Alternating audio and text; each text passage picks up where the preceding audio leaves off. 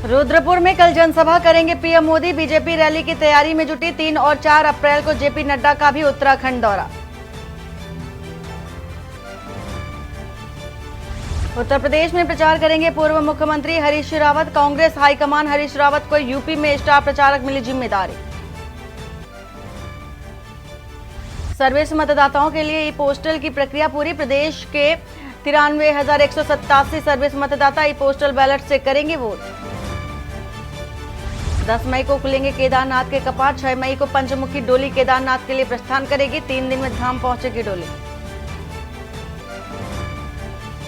हरिद्वार ऋषिकेश में उमड़ा पर्यटकों का सैलाब। शहर में लगा जाम। रेंग रेंग कर चलने को मजबूर वाहन। फिर टूटा रिकॉर्ड। तापमान 36 डिग्री पार। मार्च के आखिरी दिन गर्मी के तेवरों ने निकाला पसीना। आप देख रहे हैं के न्यूज, खबरों का सारथी। नमस्कार, मैं हूं वंदना पांडे और आप देख रहे हैं के न्यूज इंडिया। बुलेटिन की शुरुआत बड़ी खबर से और देहरादून से एक खबर आपको बताने जा रहे हैं, जहां पर प्रधानमंत्री नरेंद्र मोदी की रैली की तैयारियों में बीजेपी जुट चुकी है। और इसके साथ ही 2 अप्रैल को रुद्रपुर में प्रधानमंत्री नरेंद्र मोदी की रैली होनी है। पार्टी ने रैली के संयोजक की नियुक्ति सौंपी है और जिम्मेदारी भी दी गई है। व्यवस्थाओं के लिए अलग अलग नेताओं को भी जिम्मेदारी सौंपी गई है। तो पीएम मोदी रुद्रपुर से प्रचार अभियान की शुरुआत करते नजर आएंगे।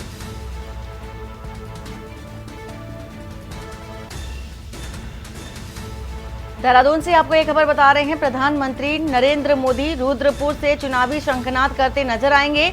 इसके साथ ही चुनावी जनसभा को संबोधित करेंगे और प्रत्याशी के समर्थन में वोट की अपील भी करते नजर आएंगे।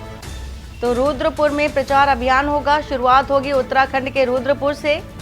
देहरादून से आपको ये खबर बता रहे हैं, जहां पर भारतीय जनता पार्टी के कार्यकर्ता पूरी तैयारी में जुट गए हैं। और कल चूंकि बेहद महत्वपूर्ण दिन है और प्रधानमंत्री नरेंद्र मोदी कल पहुंचेंगे देहरादून और रुद्रपुर में चुनावी जनसभा है, संबोधित करते नजर आएंगे। इससे पहले की जो तैयारियां हैं वो भी पूरी लगभग कर चुकी है बीजेपी। और इसके साथ ही साथ 2 अप्रैल यानी कि कल पीएम मोदी का दौरा है उत्तराखंड में। तो रैली के संयोजक की नियुक्ति की जो जिम्मेदारी है वो भी सौंप दी गई है। और इस दौरान सीएम पुष्कर सिंह धामी भी मौजूद रहेंगे। तमाम दिग्गज मौजूद रहेंगे, मंच साझा करते नजर आएंगे। भारी संख्या में जन सैलाब के उमड़ने की भी जो संभावना है वो जताई जा रही है। बताया जा रहा है कि लाखों की संख्या में लोग एकत्रित हो सकते हैं। तो लोकसभा चुनाव के लिहाज से बेहद महत्वपूर्ण दिन कल का माना जा रहा है, 2 अप्रैल का। और इसके साथ ही पीएम मोदी रैली करेंगे, रोड शो करेंगे और इसके साथ ही साथ जनता तक सीधा रुख करते नजर आएंगे, जनसभा करेंगे, लोगों को संबोधित करते नजर आएंगे, तमाम उपलब्धियों और योजनाओं के बारे में भी जानकारी देंगे।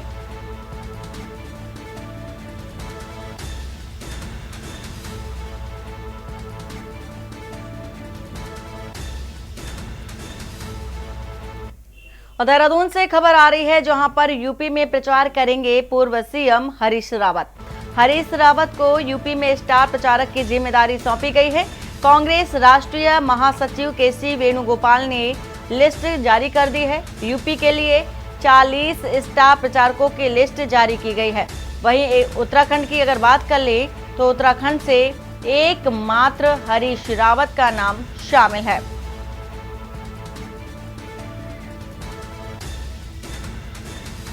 तो उत्तराखंड के लिए स्टार प्रचारकों की लिस्ट जारी करेगी कांग्रेस पार्टी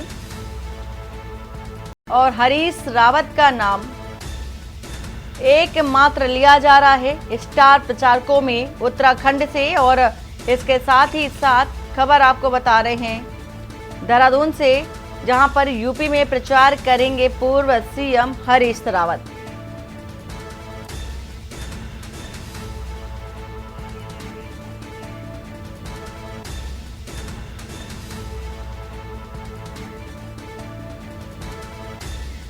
तो 40 स्टार प्रचारकों की लिस्ट जारी की गई है उत्तर प्रदेश से। और जिसमें से एक नाम हरीश रावत का भी लिया जा रहा है। कांग्रेस राष्ट्रीय महासचिव केसी वेणुगोपाल ने सूची को जारी किया है स्टाफ प्रचारकों की।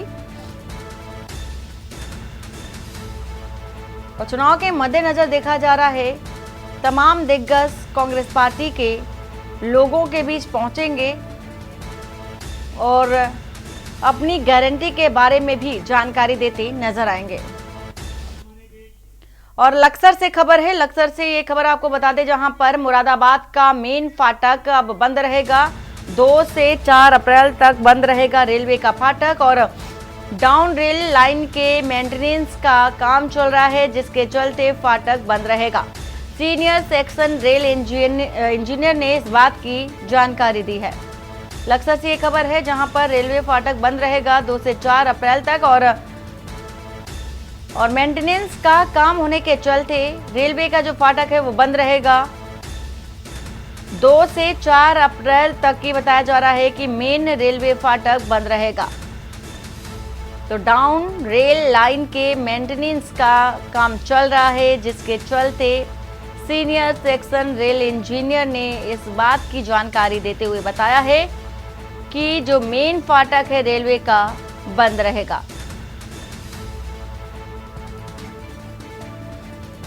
तो कल से 4 तारीख तक यानी कि 2 से 4 अप्रैल तक रेलवे का जो मुख्य फाटक है वो बंद रहेगा।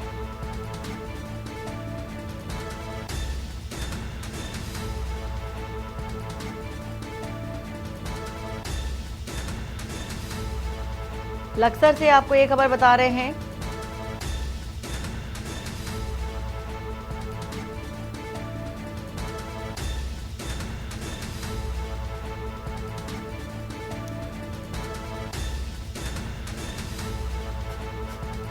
देहरादून से खबर है जहां पर पीएम मोदी की रैली से पहले कांग्रेस ने पूछे हैं कई सवाल और कांग्रेस ने पीएम मोदी से उत्तराखंड को लेकर जवाब भी मांगे हैं। देहरादून से एक खबर जहां पर कांग्रेस ने प्रधानमंत्री नरेंद्र मोदी से उत्तराखंड को लेकर के सवाल पूछे और जवाब देने की मांग भी की। कांग्रेस प्रदेश अध्यक्ष करण मारा ने पीएम मोदी से सवाल पूछा। अंकिता हत्याकांड, केदारनाथ में 230 किलो सोने की चोरी, पेपर भर्ती लीक मामले को लेकर के भी सवाल पूछे गए। अग्निवीर योजना पर जवाब देने की भी मांग कांग्रेस पार्टी की ओर से की गई है।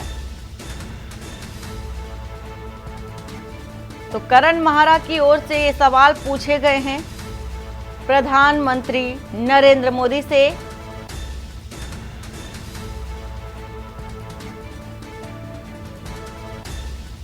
और इन सवालों में अग्निवीर भर्ती भी शामिल है और तमाम वो भर्तियां पेपर लीक मामले को लेकर के भी सवाल पूछा गया है। तमाम सवाल पूछे गए हैं करण मारा की ओर से, जो कि कांग्रेस के प्रदेश अध्यक्ष हैं और अब कई सवालों के जवाब देने की मांग भी पीएम मोदी से करते नजर आए हैं।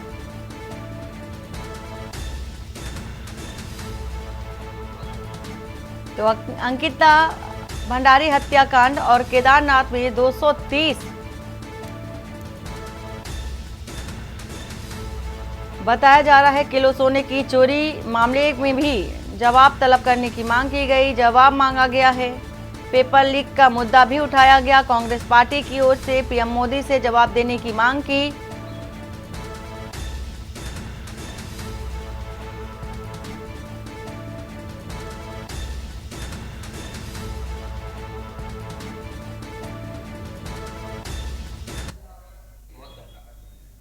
और पौड़ी जिले का थोड़ी का बस अड्डा नशेड़ियों का अड्डा बन गया है।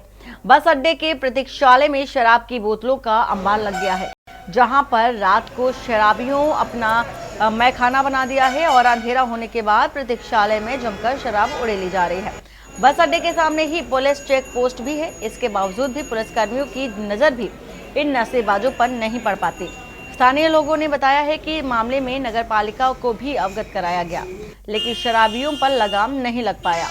कहा है कि बस अड्डे पर यात्रियों का आना जाना रहता है, मगर प्रतीक्षालय में शराबियों ने शराब की बोतलों से गंदगी फैला दी है, जिस वजह से यहां पर गंदगी का अंबार लग गया है और स्थानीय लोगों ने प्रशासन से मामले में नशेबाजों पर कार्रवाई करने की मांग भी की है।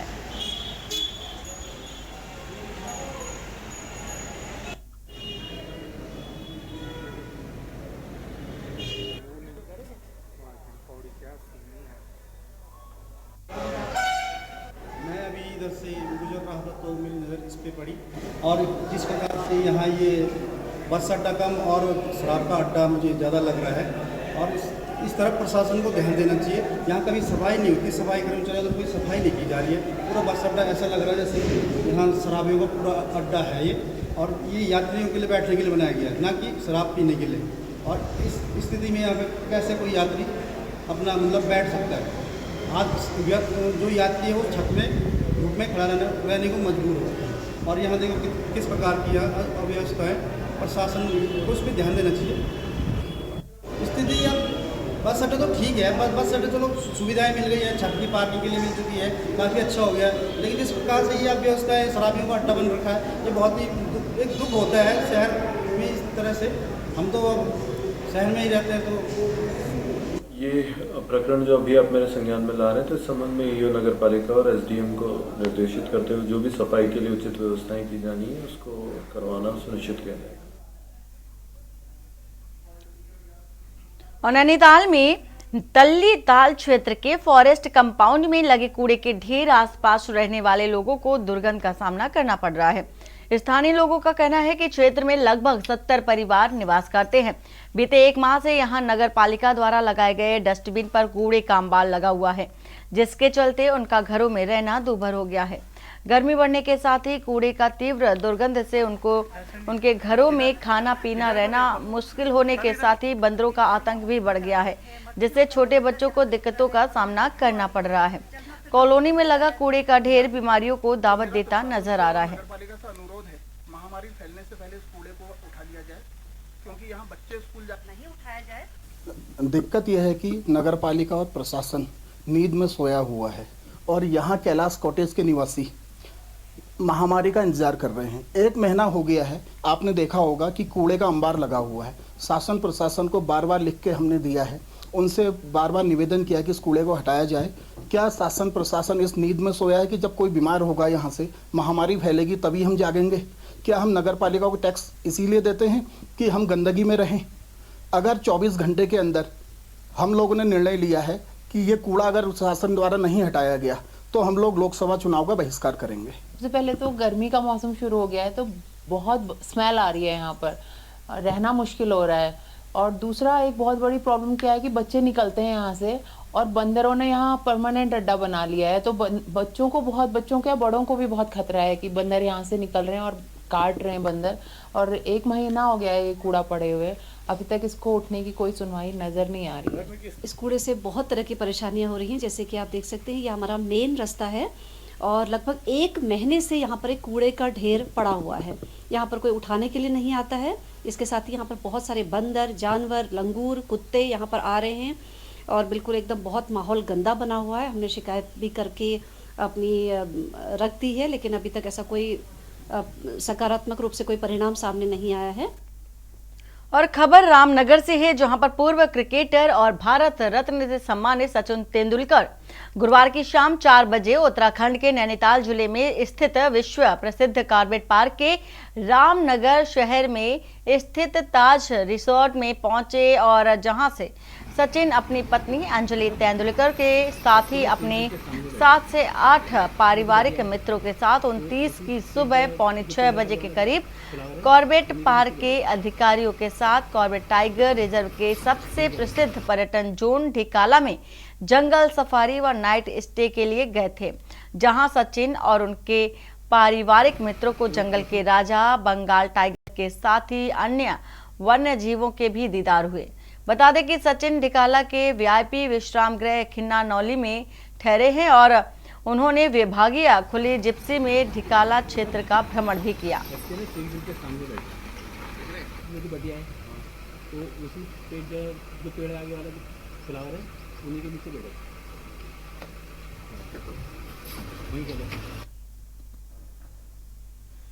देखिए, कल अपने परिवार के साथ कॉर्बेट टाइगर रिजर्व के भ्रमण पर आए थे और डिकालाजोन के भ्रमण पर रहे लगभग 1.5 दिन और अच्छी साइटिंग भी हुई है टाइगर की और बाकी अन्य जानवरों की, और वो काफ़ी प्रसन्न थे और एक अच्छा अनुभव उनका रहा।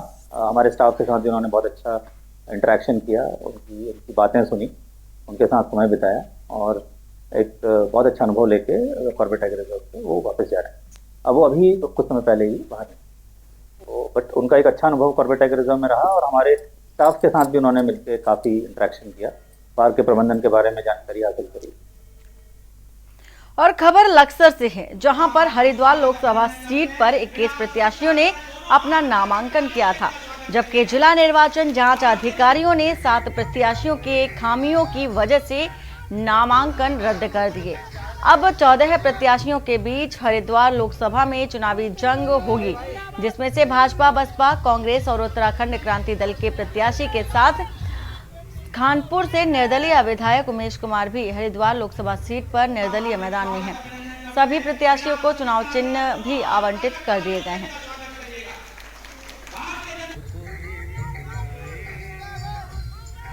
हरिद्वार लोकसभा सीट पर 21 प्रत्याशी मैदान में थे, जबकि चुनाव अधिकारी की जांच के बाद 7 प्रत्याशियों के जो पर्चे हैं वो निरस्त किए गए हैं, यानी कि अब 14 प्रत्याशियों के बीच चुनावी जंग होगी। यानी कि ईवीएम, चुनाव अधिकारी ने ईवीएम में जो चुनाव चिन्ह है वो कौन सा किस नंबर पे रहेगा वो भी सेट कर दिया गया है। यानी कि जिस तरीके से बसपा प्रत्याशी का जो चुनाव चिन्ह है हाथी, वो 1 नंबर पर रहेगा, और यानी कि जो भाजपा का जो प्रत्याशी है पूर्व मुख्यमंत्री त्रिवेंद्र सिंह रावत, उनका जो चुनाव चिन्ह है कमल का फूल, वो दूसरे नंबर पर रहेगा। इसी तरीके से कांग्रेस के प्रत्याशी पूर्व मुख्यमंत्री हरीश रावत के बेटे वीरेंद्र रावत का चुनाव चिन्ह यानी कि हाथ का पंजा, वो तीसरे नंबर पर रहेगा। इसी तरीके से क्रम वाइज जो चुनाव चिन्ह है वो ईवीएम में सेट कर दिए गए हैं। साफ तौर पर देखा जा रहेगा जिस तरीके से 14 प्रत्याशियों के बीच चुनावी जंग रहेगी, आने वाली चुनावी तारीख में किस करवट जो है ऊंट बैठता है, यानी कि जनता का जो रुझान है वो किस प्रत्याशी की ओर जाता है, भाजपा, बहुजन या फिर जिस तरीके से कांग्रेस के प्रत्याशी मैदान में हैं। और एक दिलचस्प बात और भी है, क्योंकि खानपुर से जो विधायक हैं उमेश कुमार निर्दलीय हैं और इस बार भी लोकसभा में निर्दलीय के तौर पर जो है नामांकन किया हुआ है, उनको भी चुनाव चिन्ह केतली मिला है। उत्तराखंड क्रांति दल के जो प्रत्याशी हैं और भाजपा कार्यालय में अल्मोड़ा लोकसभा की ओर कोर कमेटी और प्रबंधन समिति की बैठक का आयोजन रविवार को किया गया। भाजपा प्रदेश अध्यक्ष महेंद्र भट्ट और राष्ट्रीय सह कोषाध्यक्ष नरेश बंसल भी बैठक में शामिल हुए। मुख्य अतिथि प्रदेश अध्यक्ष और भाजपा महेंद्र भट्ट ने एकजुटता के साथ संगठन भाव से लोकसभा चुनाव में भाजपा को ऐतिहासिक व मजबूती के साथ कार्य करने का आह्वान किया।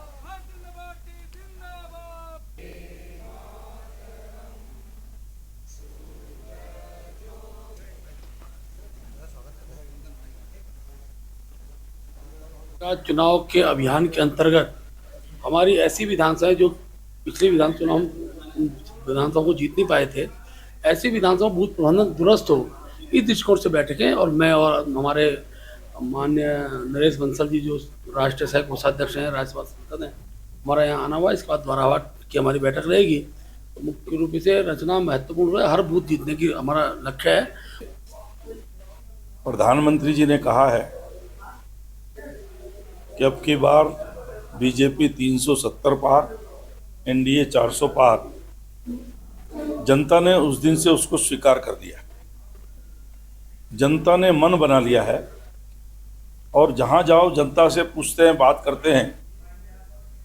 और बुलेटिन में फिलहाल इतना ही। बाकी की खबरों के लिए बने रहिए आप के न्यूज इंडिया के साथ। नमस्कार। आप देख रहे हैं के न्यूज, खबरों का सारथी।